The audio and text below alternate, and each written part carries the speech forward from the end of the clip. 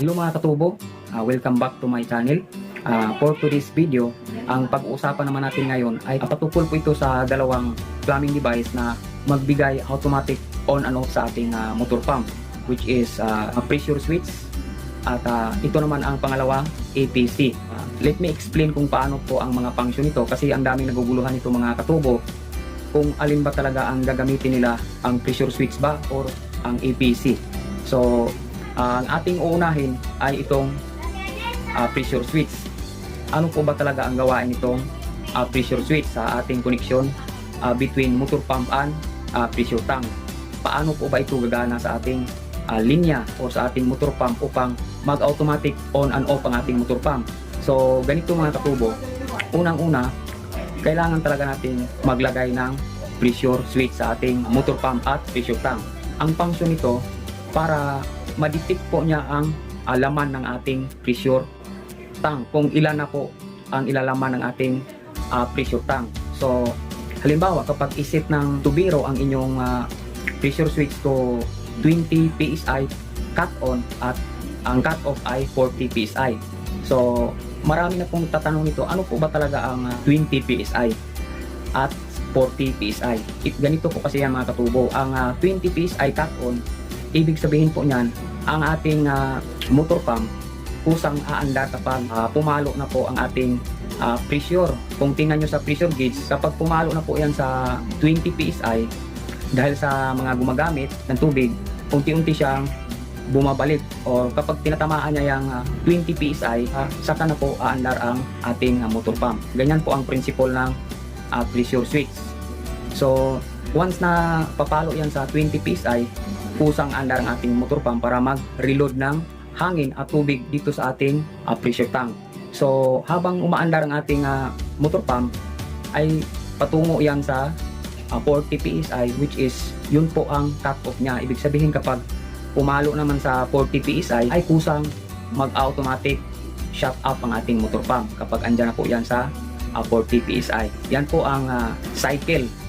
I hope na naintindihan nyo po itong pinapaliwanag ko sa inyo kung ano talaga ang function ng pressure switch.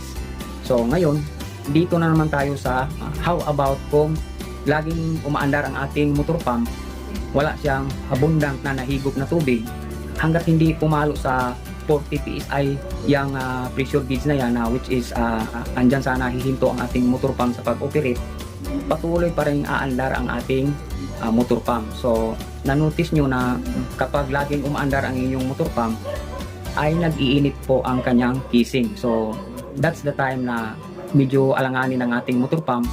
Diyan nagkakaroon minsan ng pagka-burn ng kanyang winding due to lack of water na kanyang nahihigo kaya umiinit. So diyan nag-uumpisa na maaring masusunog ang ating motor pump kahit mayroon pang pressure switch na sana yun ang mag-cut on, cut off automatically dito sa ating motor pump. I hope na naintindihan nyo po ito mga katubo kasi ito talaga ang pinaka definition ng ating pressure switch. Ito po ang principle niya.